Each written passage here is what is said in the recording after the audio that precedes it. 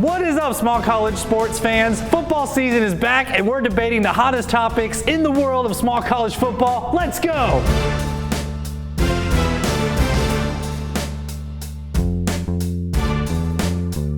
All right, guys, today we're focusing on the NAIA preseason poll, which came out last week, and today our panelists will debate the most controversial topics from the poll, starting with Cory Thorpe from NAIA Football. Welcome, Cory. Good to be here. And from the Midwest, sports.net crew, we have Joey McWilliams. Joey, welcome. Hey, James, thanks. Glad to be here with you, man. Glad to have you. And James Poovey out in Arizona from JV Sports Show. Welcome aboard. Mr. Lex, thanks so much for having me today. We really appreciate it, and pleased to join you guys. We're glad to have everyone here. Let's start debating with round number one. All right, guys, we're going to start round number one with a little trivia. Since the NAIA preseason poll has come out, which team has been at the top of the poll the most number of times? Any of our panelists have a guess on this one? I'm guessing Sioux Falls. I think that I know they're D2 right now, but they had quite a run a few years back. I want to say Sioux Falls. All right, how about you, Cory? I think I'm going to go with Georgetown. Georgetown, good guess. And over in Arizona, what do you think, James? What about Morningside?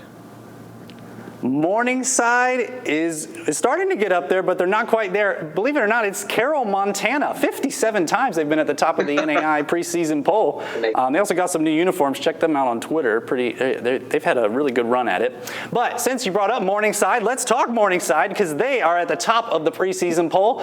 Obviously, they won the national championship. They defeated Benedictine last December, and so not a huge surprise them being at the top. But what is a little bit surprising, and maybe just a touch controversial, is that they got all 16 first-place votes in spite of the fact that their starting quarterback, Trent Solzma, and starting wide receiver, Connor Niles, have both graduated. Obviously, they got a great coach, but should they have gotten all 16 first-place votes? I'm not so sure. Cory Thorpe, you talked to Coach at Morningside recently. What are your thoughts on this? Well, I'm more of a proponent of doing the preseason like you think your teams are going to be, not as much as how they ended. So while Morningside definitely deserves to be up there, I'm not going with them in my own top 25. Ooh, okay. What do you think, Joey? What are your thoughts? Well, I just have to say you're number one until you're not. And at this point in time, Morningside proved themselves to be number one. It was a great run last year. You still have Steve Ryan as the head coach. Yes, you're without Connor Niles. Yes, you're without Trent Solzma. By the way, one of the best quarterback-receiver duos in recent years, probably more than a decade. Fantastic duo. Solzma's just a fantastic quarterback. But with Ryan still there, AP Ponder still running the ball, I think they're still number one. All right, what do you think, Poovey? Well, as Joey McWilliams mentioned a moment ago, you're number one until you're knocked off the top of the totem pole there. But I don't see how they were able to get all the first place votes, being that they lost some critical seniors and starters on their football team. It's just not possible. There's too many variables there. All right, so we got a kind of 3 to 4 here. Yeah, I'm not sure. I'm okay with them being number one. You guys okay with them being number one? Yes.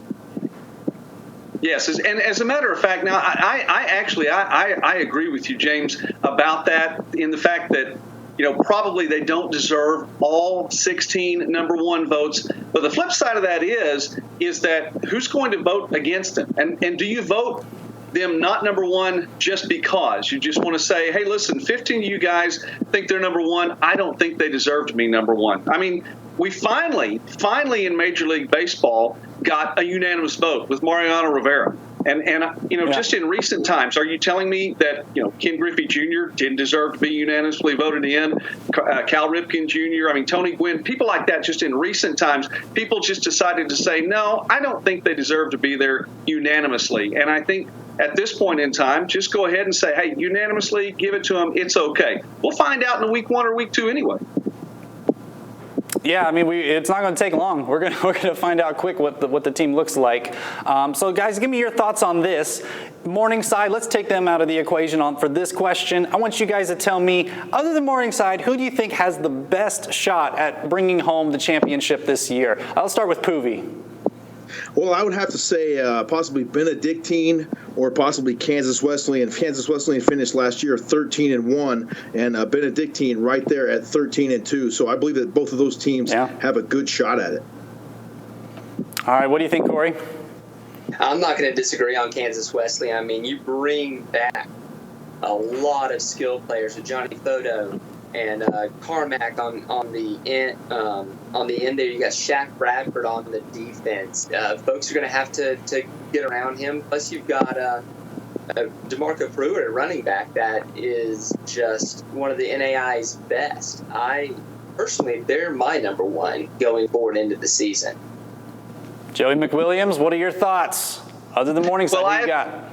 I have to say both of those are good choices. I would tend to lean a little bit more toward Benedictine simply because there looks to be just a little bit more of a consistency in transition. They're just minutes away from a national championship opportunity last year. Of course, Morningside goes ahead, wins by that final touchdown to take the championship on through. Benedictine has 2,000-yard rushers in Stewart and Neihart. Now, you have to really speak highly of DeMarco Pruitt at Kansas Wesleyan, but a new head coach there in Myers Hendrickson, and I think that really could be a theme throughout the program today in talking about some of the new coaches and the impact that each one of them will have. And even Coach Hendrickson said he's not sure about how highly he's been ranked just yet. Give him a week or two to find out. So I would lean a little bit more toward Benedictine in that one. Ooh, so we're still pretty much staying in that top three, though, when we're looking across contenders. We're kind of staying in those top teams. But let's go to kind of maybe the other end of the top 25 poll. Who do you guys think was snubbed from the poll that you think has a legitimate shot of making the NAIA FCS playoff this fall? Why don't you start with this one, Joey? Okay, my pick there would be Avila. I'm going to go ahead and stay around this Midwest region for maybe obvious reasons there, but I'm going to go with Avila out of Kansas City. You bring back a team. This is a team that was 7-3 last year, 2 losses within a touchdown to very tough teams. They lose the season finale. It was a depleted defense with many injuries. Didn't have all the defense out there on the field. They made quite a statement in their first year in the KCAC. They're bringing people back. There were some key seniors lost, but they bring back a good core. And for Coach Mark Benavidez, he's going to be running a triple option this year. Well, you've got a great quarterback to do that in John Jacobs III. He can pass the ball, he can run the ball, and he'll hopefully be able to play all the games for them this year. So I say Avila outside the 25 has an opportunity to make a run and get into that playoff. All right, McWilliams is staying in the Midwest. Cory, what do you think?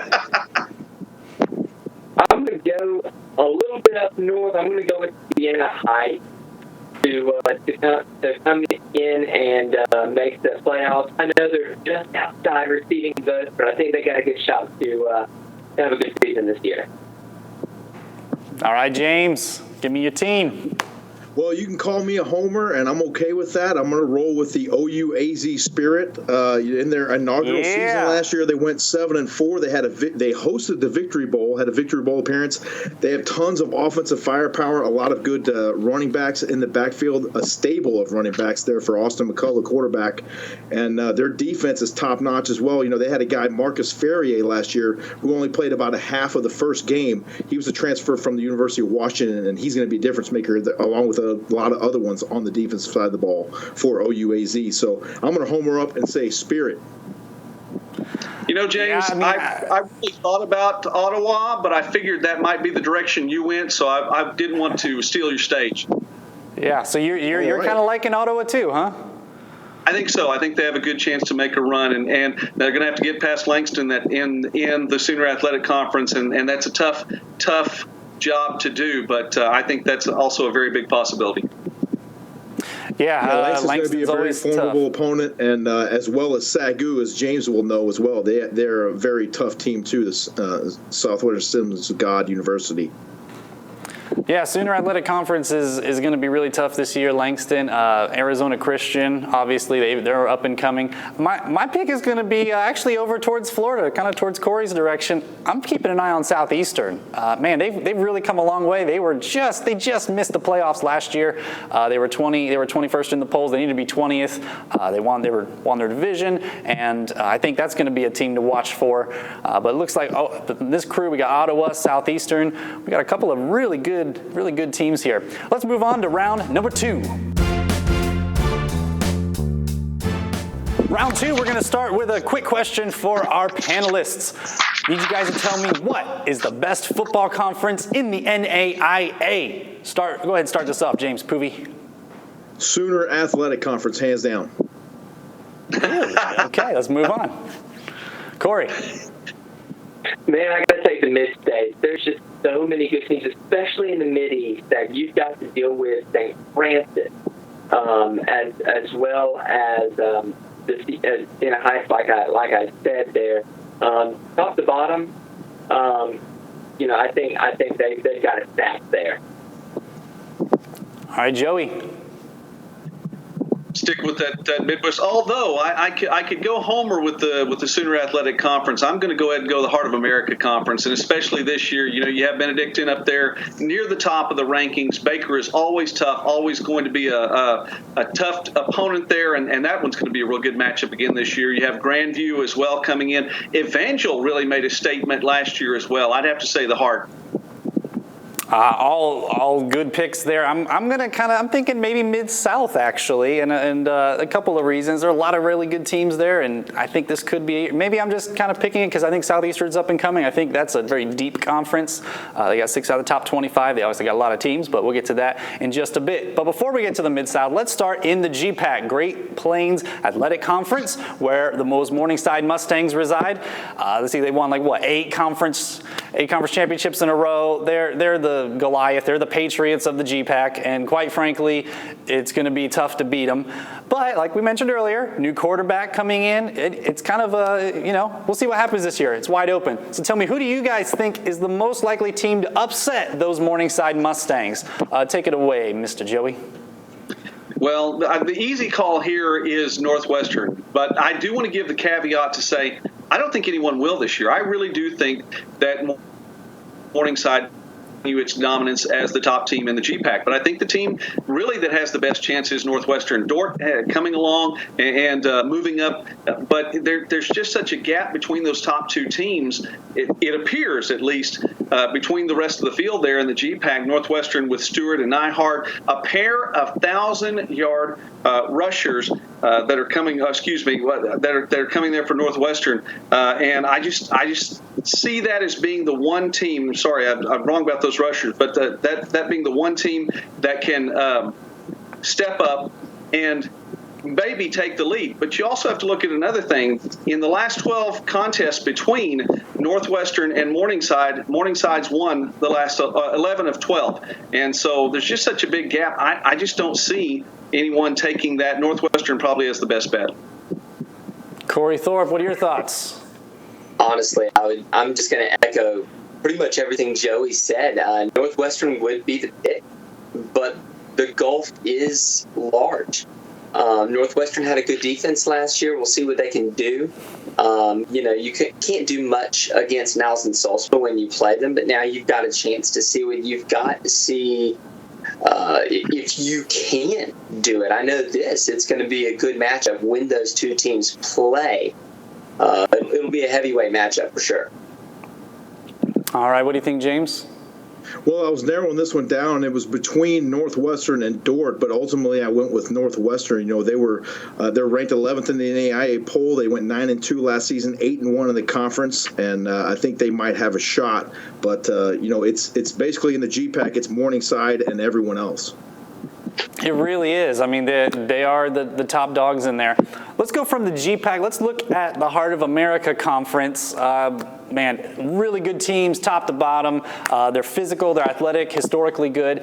Now, this conference competes in 2 divisions. You have a North and a South. Last year, you had 2 Kansas teams winning them. You had Benedictine and you had Baker. if you guys had to pick, which team is more likely to repeat as the conference champion? Why don't you start this one, James? Well, I would have to say that it's going to be Benedictine. I'm pretty sure that they're going to go ahead and repeat. All right, Cory? Yeah, I'm going to agree with James again on this. Benedictine's got those 1,000-yard rushers coming back. You've got your quarterback coming back, and you've got a coach who has been there, done that, everything except for the ring. But he knows football top to bottom. But people used to talk about Bobby Bowden the same way at Florida State, but you get there when you get there. Yeah. All right. How about you, Joey? Well, I mentioned Stewart and Nyhart a little bit earlier. I looked down my notes just a bit too much. Sorry about that, guys. I went on to Benedictine. I would say Benedictine there. And, the interesting thing about that this year is it can't be both this season because of the makeup now of the Heart of America Conference. With Clark adding football last season, this will be the premier season for Clark. They put them in the North Division. They shift Benedictine down to the South. And so now it's Benedictine and Baker both there in that South Division. It's going to be quite a matchup, and so really only one of the two can get it. I think I'd have to go with the Ravens. All right, so it seems to be Benedictine all the way around. I would agree. I mean, Benedictine, man, they were so close to winning the national championship. I think they're gonna play with some fire, and they're gonna want to come back and get that championship this year. Let's take a look at the Mid-South Conference. Now, this is a very, very large conference. You've got about 25% of the entire NAIA reside in this conference. You have 3 divisions. You have the Appalachian, you have the Sun, and you have the Bluegrass. And I want you guys to take a look at the Bluegrass. Check out these preseason poll right now. Now, last year we had the team from Bethel, Tennessee. They were 10-0. They go to the NAIA National Championship playoffs and they lose their first game. But by and large, pretty good team. This year, they're picked 3rd in that division, and Lindsey Wilson, a team that was 7-3 last year, and Cumberland, which was 5-6 last year, they're both picked to finish above Bethel. So, guys, tell me, is Bethel, Tennessee out of the championship run this year in the Bluegrass? Give me your thoughts, Cory. They're going to have to make another good run. I mean, if you think about it, they were a year ahead of schedule. Last year, they very much, while you always aim to make the playoffs, but I think they were a little surprised that they got there as soon as they did. And we're going to see, again, we talk about a new coach. We'll see what Mike Jasper can do. I tell you, when I interviewed him a couple weeks ago, I left that interview wanting to run through a brick wall. All right. Joey, what are your thoughts? Well, the head coach can make a difference, and Jasper probably will coming in for Brent Dearman. As Cory mentioned, maybe just a little bit ahead, and that's fine. Those things happen. I don't see them completely out of the running by any stretch of the imagination, but you're just looking at a couple of teams in Lindsey Wilson and Cumberland that maybe it is their time to step up just a little bit. So somebody's seeing something in there, and they see that, okay, well, maybe Bethel may have jumped the gun a little bit. We'll see if they come down to earth.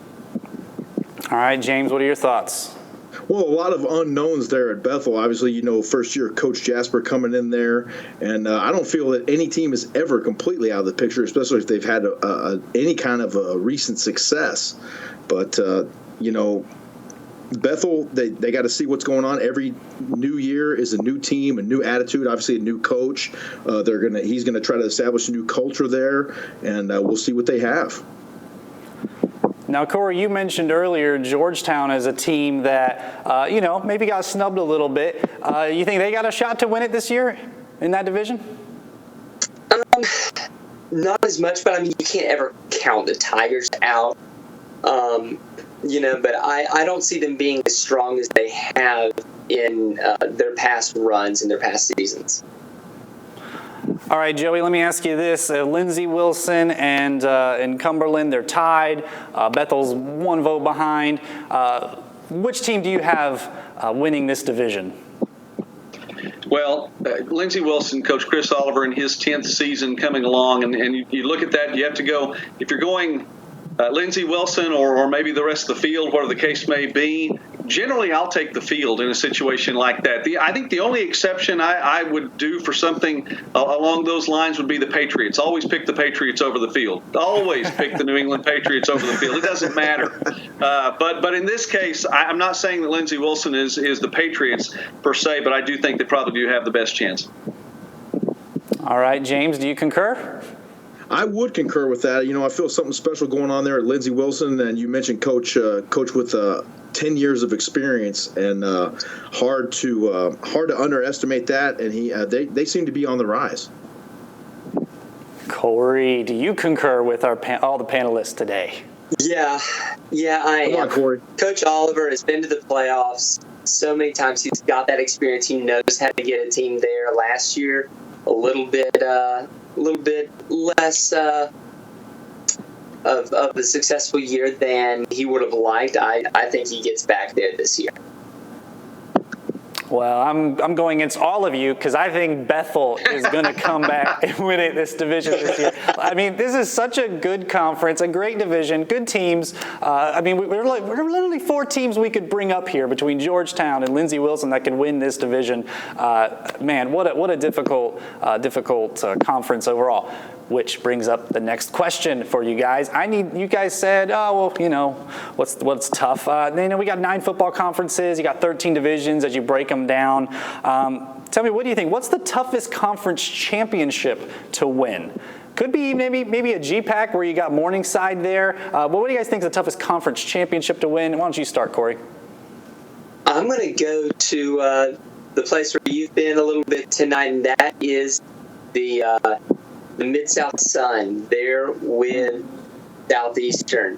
Your pick to click there. Last year we had this kind of A beats B, B beats C, C beats D, D beats A kind of deal with Warner and Weber and Alta Maria and Southeastern all kind of round robining each other out of the playoffs. Yeah. And I think that's tough right there. All right, James, what do you think? I would have to go with the Heart of America Conference, just a big talent pool there and a lot of talented athletes and a very tough conference to compete in. Joey McWilliams, give me your pick.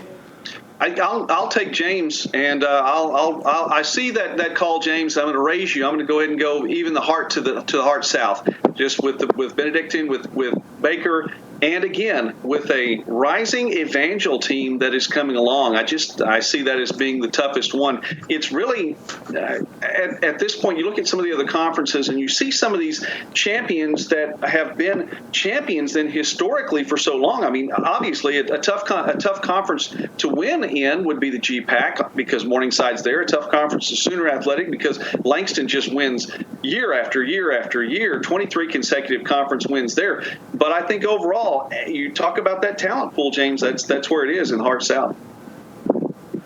Cory, why would you pick? Why didn't you pick the Heart of America? I think that's just as good a pick, honestly, because you do have Evangel, you do have Baker and Benedictine. You've got all those teams. That's not a bad pick. I just, if you talk about teams knocking each other out and it being the toughest one to get out of, I'll take the one that didn't actually put anybody in. Nobody got out. That's a good point. The Sun Conference had a lot of, I think it's even all Florida teams just in that division right there, and they beat each other up, and it doesn't look like it's going to get any easier in that division in 2019. All right, guys, let's go on to round number 3. All right, round number 3. Let me ask you guys, who do you think is the winningest football coach in NAIA history? Any of our panelists have a guess on this one? Wow, that's a toughie. A lot of good programs, good coaches all over. Any guesses? No. The name escapes me, but it's the coach from St. Francis. You are correct. Absolutely. That is Mr. Kevin Donnelly from St. Francis. There you go. All right, guys, let me ask you this. I'm watching, just minding my own business, go to watch a little sports, and I am not going to name this media outlet, but I was forced to watch cup stacking, cherry splitting, and people falling downstairs, all being passed off as a sport at a national media outlet level. This makes me pretty mad because NAIA produces high-quality athletes, high-character athletes, and a very entertaining product on the field, and yet gets no coverage at a regional or a national level. I want you guys to tell me, why is that the case? Joey, why don't you start? All right.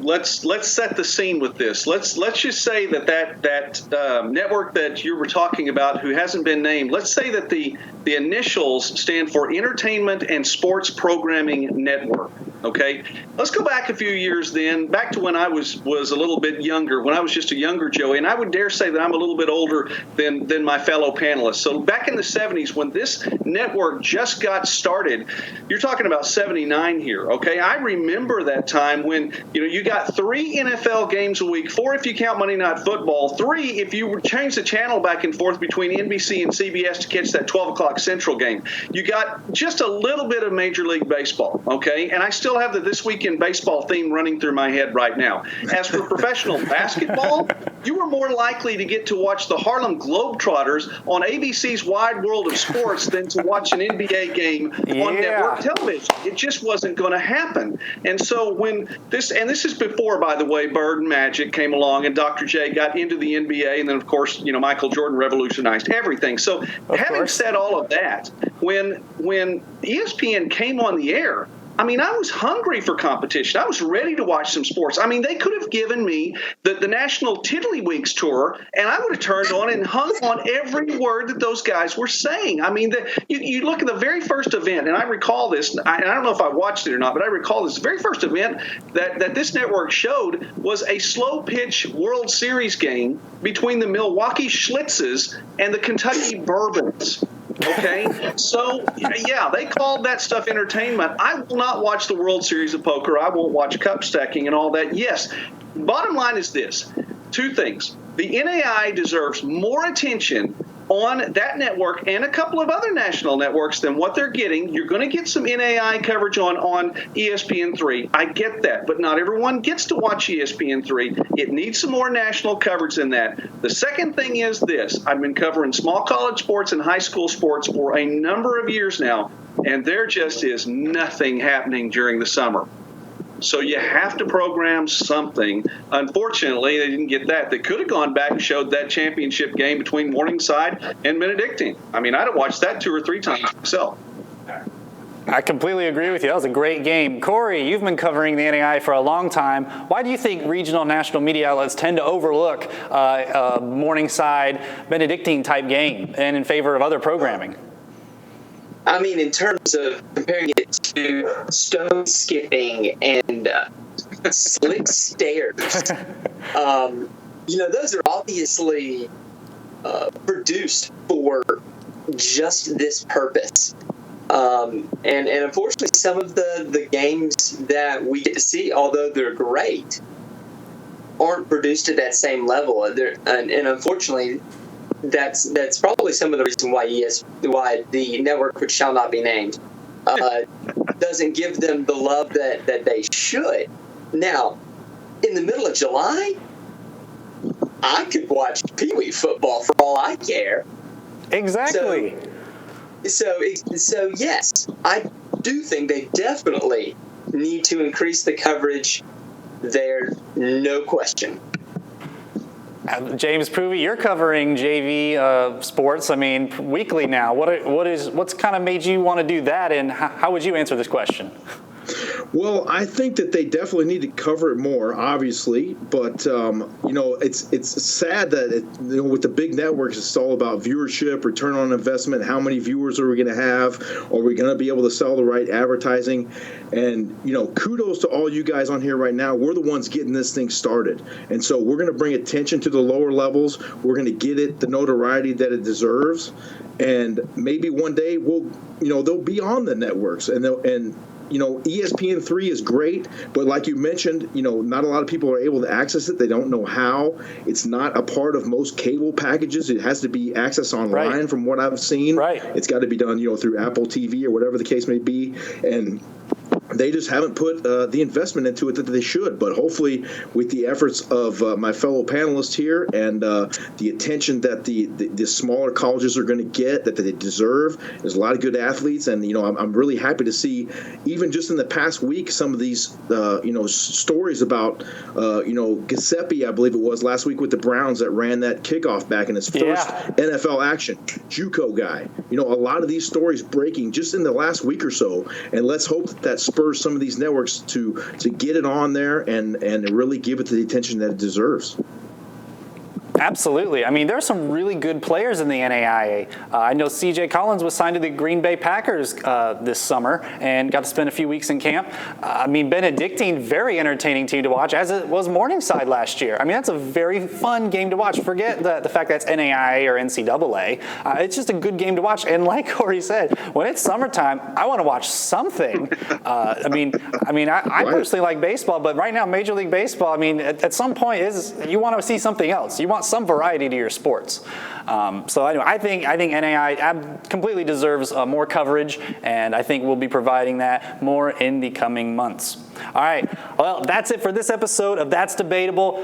For those watching, I want you to give me your take as to what we should debate next time, so leave a comment. Hey, sports is 24/7. You need to be connected 24/7, so make sure you like, you follow, you subscribe. Go to championsports.network, where you can go and get a quick link right to YouTube, Twitter, Facebook. And from our panelists today, thank you guys for being on. This has been That's Debatable, presented by the Champion Sports Network, and we'll be back.